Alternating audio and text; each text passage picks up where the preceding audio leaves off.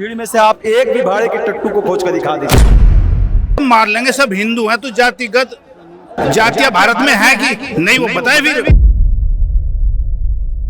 जब मोदी को जाति की जरूरत है तो पिछड़ी माँ का बेटा बताता है।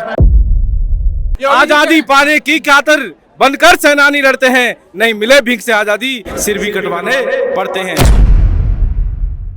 पहले तो मैं बता दूं आपको कि मेरा नाम सुरेंद्र पासवान हुआ और भीम आर्मी के जिला अध्यक्ष बेतिया पश्चिमी चंपारण बिहार से, और हमारे पश्चिमी चंपारण से यहाँ कम से कम 500 से भी अधिक लोग आए हैं। अगर आप पूरा बिहार का आंकड़ा उठाइएगा ना तो कम से कम 20,000 लोग जो है बिहार से आए हुए हैं, जो स्वयं अपने खर्चे से आए हैं। कोई भाड़े वड़े के ये सब कहावती है, ये सरकार की जो जुमला है, ये लोगों को भड़काने की ये नियत है। इस भीड़ में से आप एक भी भाड़े के टट्टू को खोज कर दिखा दीजिए। आपको लगे कि हाँ वो भीड़ पैसे पे लाए गए, आप उसके बाद कहीं पे भी देख लीजिए कि एक भी है भाड़े की, आपको तो खुद पता चलेगा, चैनल वालों को भी पता चल जाता है। आपने हर वीडियो में, हर रैलियों में देखा होगा कि कहीं ना कहीं 250 रुपये में, 500 रुपये में आता है। एक भी निकाल के दे दीजिएगा तो मैं हार मानने के लिए तैयार हूँ। ये अपनी मान सुबान की लड़ाई के लिए सब यहाँ पे पहुंचे हैं, और ये देश में जो चल रहा लगातार, खास करके शेड्यूल कास्ट को बांटने की, अलग करने की, वो सुप्रीम कोर्ट के द्वारा वो नाकाम कोशिशें होगी और बहुजन इस देश पे राज करेगा। चाचा आप तो बूढ़े हो गए, अब तो घर पे आराम करो ना। अरे मैं बूढ़ा हूँ, आप बूढ़े होंगे, मैं बूढ़ा हो गया। अगर एक न्याय की लड़ाई लड़ रहे हैं, क्यों? नंबर एक, यहाँ पे जो अधिकार वंचित थे 1947 से पहले, अधिकार वंचित कौन थे?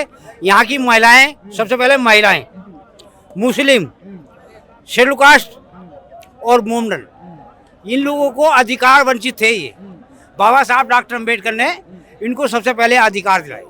आज उस लड़ाई को जो लड़ रहे हैं चंद्रशेखर, वो बधाई के पात्र है। नंबर एक। नंबर दूसरी बात ये है कि जो आप कांग्रेस की, भाजपा की बात कर रहे हैं, ये बिल्कुल निराधार है और इसका कोई महत्व नहीं है। महत्व इसलिए नहीं है कि कांग्रेस ने ऐसा छुरा हमारे कमर में घोपा है कि उसकी भरपाई, उसके घाव की भरपाई नहीं हो पा रही है। कौन सा घाव है?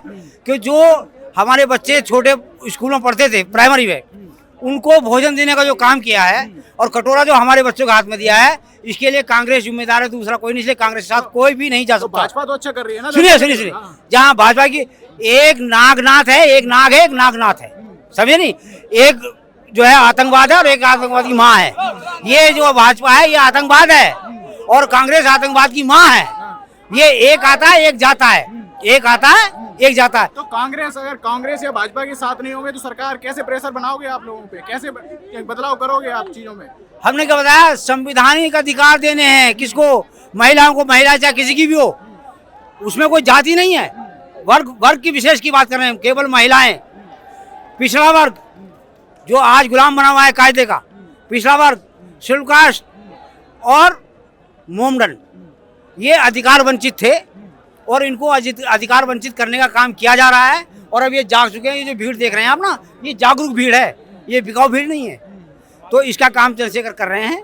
बहुत बहुत बधाई के पात्र हैं वो, और आप लोगों को भी बधाई के पात्र हैं कि आप हमारी बात यूट्यूब पर चला रहे हैं, सोशल मीडिया पर चल रहे हैं। धन्यवाद। मैं अपना नाम बताना चाहूँगा। मेरा नाम है MM भारती, और जब से चंद्रशेखर आज़ाद भाई रणभूमि में निकले हैं, दलित, पिछड़े, आदिवासी और मुसलमानों की आवाज़ बने हैं। और जहाँ भी जब भी उन्होंने कॉल दिया है ना, तो पूरा समाज जो है ना उनके सहयोग के लिए और उनके एक कॉल पे जो है ना आ गया है। जब उनका सबसे पहले हुआ तो मैं आपको बताना चाहूँगा, 14 जनवरी को 2020 को मंडी हाउस से जंतर मंतर सबसे पहला कॉल। तो जब भी वो संविधान की रक्षा के लिए जो है वो निकले थे मंडी हाउस से जंतर मंतर, भाई हैं, बड़े भाई हैं, सपोर्ट करने आए चंद्रशेखर। उनका सपोर्ट करने, अपना कुछ हक मांगने नहीं है क्या? किस लिए कर रहे हो? ये चंद्रशेखर भाई हमारा ही तो हक मांग रहे हैं। ठीक है, वो क्या हक मांग रहे हैं आपको क्या पता भी? आरक्षण मांग रहे हैं। आरक्षण सबको, ये सभी समाज का है, कोई एक समाज को तो है नहीं। स्पेशली जो पिछड़े वर्ग है उसके लिए मांग रहे हैं और दलित समाज के लिए मांग जितने दलित हैं, SC ST के लिए, जितने दलित हैं, ये सब दलित ही तो हैं। दलित क्या परसेंट है? जनरल क्या परसेंट है? बीजेपी तो 3% पर राज कर रही है, SC 85% पर राज नहीं कर रही। तो ये तो राज कर रहे हैं। चंद्रशेखर भाई हमारे साथ हैं, हम उनके साथ हैं। तो कैसे मोदी जी जीत जा रहे हैं? फिर मोदी जी जीत जा रहे हैं, उनको गुड़ा भाग है, क्या गुड़ा हुआ है? शासन उनका, प्रशासन उनका, जो कंप्यूटर टाइप करता है वही होता है। कंप्यूटर में तो क्या पकड़ा नहीं जा सकता क्या? ये तो ऐसे तो नहीं, आप अब ये इसीलिए तो आंदोलन है, इसी बात को तो आंदोलन है। अच्छा, हाँ, तो आपको क्या लग रहा है कुछ गड़बड़ी हो रही है क्या? नहीं, ऐसा नहीं लग रहा हो, पर ये लोग वोट डाल रहे हैं, वोट कहीं और डाल रही हैं, अच्छा। इसी बात का आंदोलन है। वोट कहीं और डाल रही है क्या अंकल? इस देश में आप समझिए, इस देश में दो विचारों का संघर्ष है। एक विचार है जो इस देश में असमानता बनाए रखना चाहता है जातियों और धर्मों के नाम पर, और एक विचार है समानता का।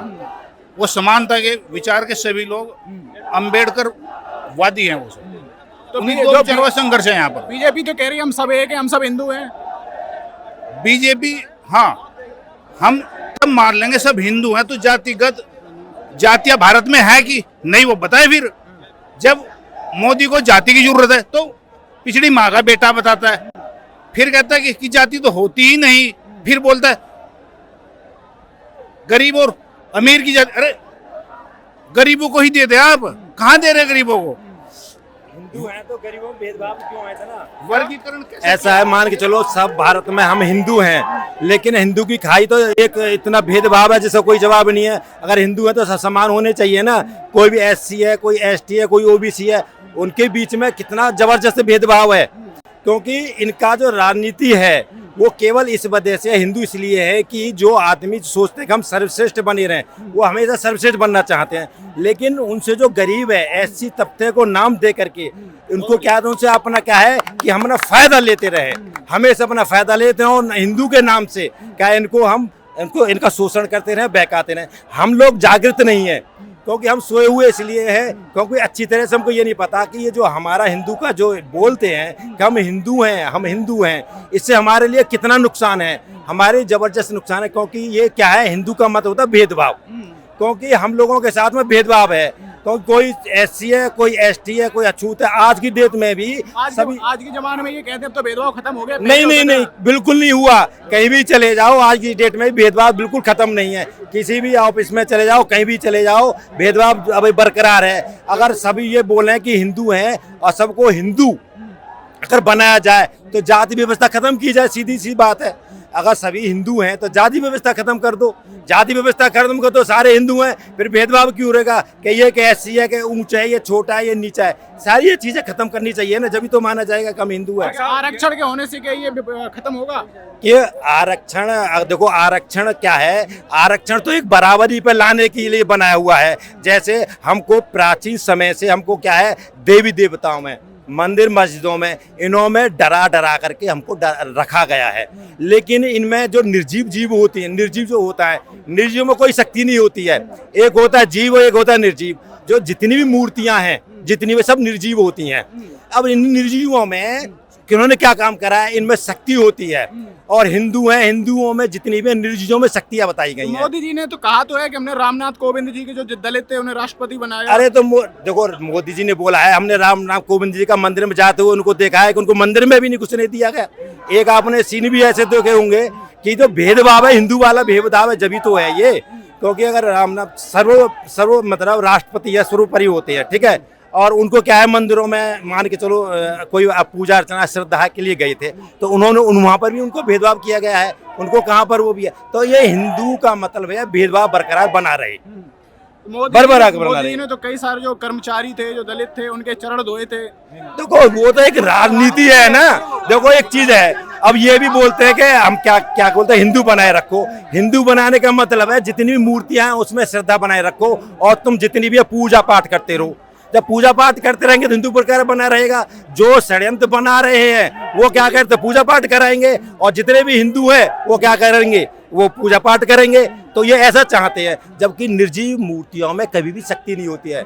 ये तो आस्था का विषय है। आस्था एक देखो, आस्था क्या है, आस्था को बरकरार बनाने वाले तो हिंदू ही है ना। वो कहते हैं हमारी आस्था को मानो, और आस्था मानते रहेंगे तो पूजा पाठ ये करते रहेंगे, हम पर चढ़ावा देंगे, हम श्रेष्ठ बने रहेंगे, ये हिंदू बने रहेंगे। सबसे बड़ी बात है सर, भेदभाव बहुत ज्यादा करते हैं, इस चीज से बहुत ज्यादा तकलीफ है, छुआछूत से बहुत। भाजपा और कांग्रेस जो है ना, ये डायरेक्ट कोई काम नहीं करती है। ये तो हम पर शासन करने के लिए है, ठीक है, हमें फूट डालने के लिए है।